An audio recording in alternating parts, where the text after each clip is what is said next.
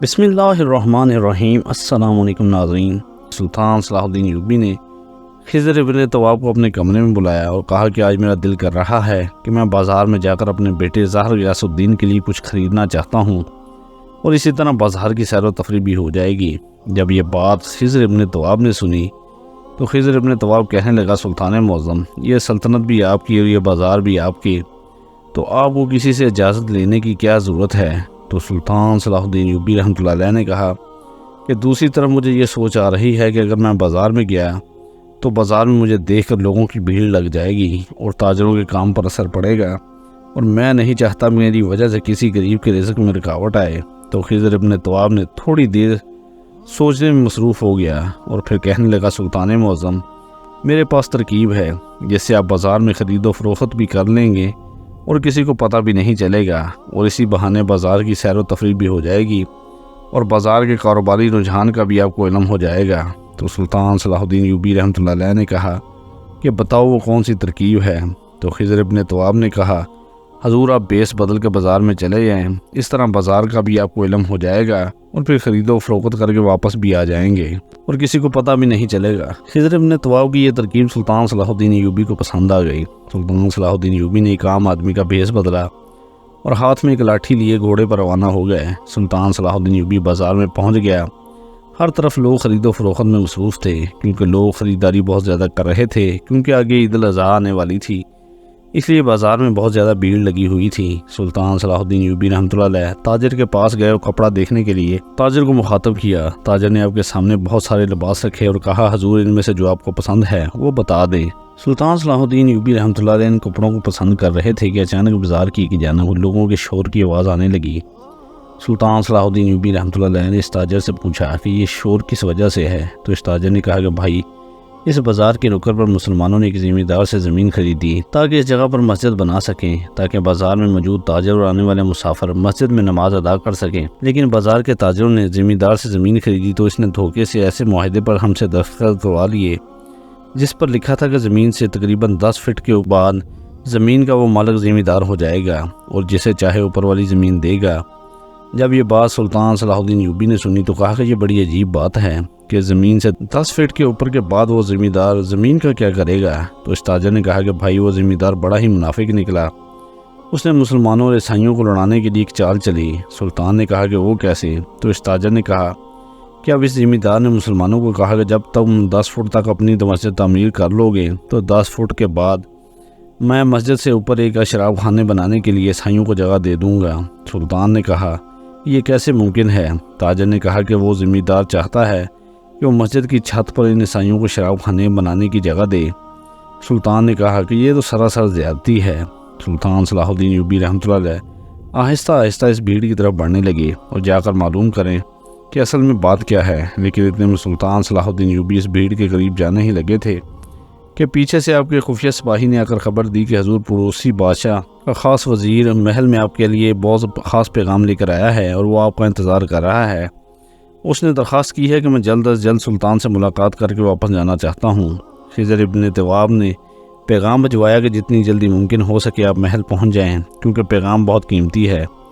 یہ بات سلطان صلاح الدین ایوبی نے سنی تو سلطان صلاح الدین ایوبی واپس اسی جگہ سے محل کی طرف روانہ ہو گئے، اور ادھر وہ بازار کے تاجر اور عیسائی یہ معاملہ لے کر قاضی صاحب کے پاس پہنچے۔ قاضی صاحب کے سامنے مقدمہ پیش کیا گیا۔ جب قاضی صاحب نے دونوں فریقین کے دلائل سنے تو عیسائی نے پھر وہی دستاویزات دکھائے جن پر تمام تاجروں نے دستخط کیے تھے۔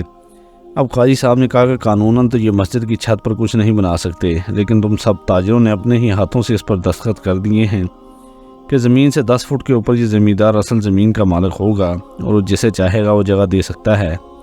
قاضی صاحب نے کہا کہ اب ان دستاویزات کو دیکھ کر ہی فیصلہ سناؤں گا، اور اس قاضی صاحب نے مجبوری میں آ کر فیصلہ ان عیسائیوں کے حق میں کر دیا۔ ان دونوں گروپوں کے درمیان کشیدیاں پہلے سے زیادہ بڑھ گئیں اور پورے بازار میں فساد پھیلنے لگا، اور دشمن اپنے منصوبے میں کامیاب ہو رہا تھا، کیونکہ اس کے پیچھے دشمن کی بہت بڑی چال تھی، لیکن ابھی تک اس چال کو کوئی بھی نہیں سمجھ پا رہا تھا۔ چند دنوں بعد مسلمانوں اور عیسائیوں کی بڑی لڑائی ہوئی جس میں چند لوگ زخمی بھی ہوئے، تو یہ دوبارہ مقدمہ لے کر اسی قاضی صاحب کے پاس گئے۔ تو اتفاق سے اس قاضی کو خیال آیا کہ میں نے اپنے عہدے کی لاج رکھتے ہوئے اس مقدمے کا فیصلہ سنایا، لیکن اگر آپ سلطان صلاح الدین ایوبی کے پاس یہ مقدمہ لے جائیں تو اس کا کوئی مناسب حل نکالیں گے۔ جس سے دشمن کی چال ملیہ میٹ ہو جائے گی اور وہ عیسائی دھول چاٹ کر واپس چلے جائیں گے۔ یہ خبر سن کر تمام تاجر سلطان صلاح الدین ایوبی کی عدالت میں پہنچ گئے۔ سلطان صلاح الدین ایوبی عدالت میں موجود تھے۔ سلطان نے پوچھا تو انہوں نے وہی ساری بات بتائی جو سلطان صلاح الدین ایوبی کو اس بازار میں موجود تاجروں نے بتائی تھی۔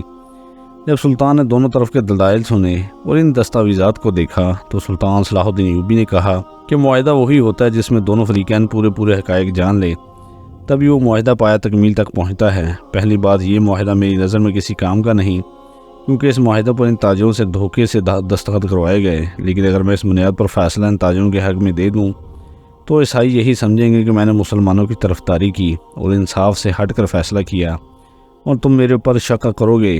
لہٰذا مسلمانوں کے مسجد بنانے کے بعد مسجد کی چھت پر شراب خانہ بنانے کے لیے اپنا سامان تیار کرو۔ یہ بات مسلمان تاجروں نے سنی تو بڑے حیران ہوئے اور آپس میں سرگوشی کرنے لگے کہ یہ سلطان کو کیا ہو گیا۔ تاجر آپس میں چہم گوئیاں کرنے لگے کہ کہیں سلطان بھی دیگر بڑوں کی طرح اپنا ضمیر کا سودا تو نہیں کر لیا۔ کوئی کہتا سلطان بھی غدار ہو چکا ہے۔ جس کسی کے دل میں جو بات آتی، یہ لوگ آپس میں سرگوشیاں کرنے لگے کہ ہم یہاں انصاف لینے کے لیے آئے ہیں۔ الٹا یہ ان عیسائیوں کے ساتھ مل گیا۔ تو جب وہ عیسائی چلے گئے تو اتنے میں سلطان صلاح الدین ایوبی نے ان تاجروں کے لٹکے ہوئے چہرے دیکھے تو ان سب کو اپنے پاس بلایا اور کہا کہ کبھی بھی پورے حقائق جانے بغیر تنقید کرنا عقل مندی کا کام نہیں۔ پہلے تم میری بات پوری سن لو، پھر جو تمہارا دل کرے تو اپنی رائے دے دینا۔ تاجروں نے کہا کہ سلطان معظم، ہماری سمجھ میں کچھ نہیں آ رہا، آپ ہی ہمیں بہتر طریقے سے سمجھائیں۔ اتنے میں سلطان نے تاجروں کو کہا کہ تم نے زمیندار سے یہی معاہدہ کیا کہ تم زمین سے 10 فٹ کی بلندی تک اپنی مسجد تعمیر کرو گے اور اس کے بعد والا حصہ وہ زمیندار چاہے کسی کو بھی دے سکتا ہے۔ تو ان تاجروں میں سے ایک تاجر بولا، جی ہاں سلطان معظم، ایسا ہی ہے، اس معاہدے میں لکھا گیا ہے۔ تو سلطان نے کہا کہ تم جاؤ اپنی مسجد کی تعمیر شروع کر دو، جب مسجد تعمیر ہو جائے تو مجھے بتانا، لیکن ایک بات کا خیال رکھنا کہ تم نے مسجد کی تعمیر فی الحال صرف 9 فٹ سے کم رکھنی ہے، اوپر نہیں کرنی اور چھت بھی نہیں ڈالنی۔ تاجر وہاں سے چلے گئے اور انہوں نے جا کر مسجد کی تعمیر شروع کر دی۔ جب مسجد کی تعمیر مکمل ہو گئی تو ادھر سے وہ عیسائی اپنی تعمیر شروع کرنے کے لیے وہاں پہنچ گئے۔ اتنے میں سلطان صلاح الدین ایوبی کے پاس ایک تاجر پیغام لے آیا، سلطان معظم، ہماری مسجد کی تعمیر مکمل ہو چکی ہے اور اب وہ عیسائی اپنا سامان لے کر پہنچ چکے اور اپنی تعمیر شروع کرنے جا رہے ہیں۔ تو سلطان صلاح الدین ایوبی اسی وقت گھوڑے پر روانہ ہوئے اور اس بازار میں پہنچ گیا۔ تو عیسائیوں سے کہا کہ تمہارا کیا معاہدہ ہوا تھا؟ انہوں نے کہا کہ ہمارا یہی معاہدہ ہوا کہ ہم 10 فٹ کے اوپر مسجد کی چھت پر شراب خانہ بنائیں گے۔ تو سلطان صلاح الدین ایوبی نے ایک معمار کو کہا کہ یہ مسجد کی بلندی کتنی ہے؟ جب اس نے ناپا تو اس نے کہا، سلطان معظم، یہ صرف 9 فٹ تک ہے۔ تو اب سلطان صلاح الدین ایوبی نے کہا کہ تمہارا معاہدہ 10 فٹ کا تھا، تو تم 10 فٹ کے اوپر ہوا میں جو چیز بھی بنانا چاہو بنا سکتے ہو، ہمیں تمہاری اس بات سے کوئی غرض نہیں، لیکن اس سے نیچے تم ایک اینٹ بھی نہیں لگا سکتے۔ جب یہ بات ان عیسائیوں نے سنی تو ان کے پیروں تلے زمین نکل گئی اور یہ لوگ اپنا سر پکڑ کر بے چین کھڑے ہو گئے۔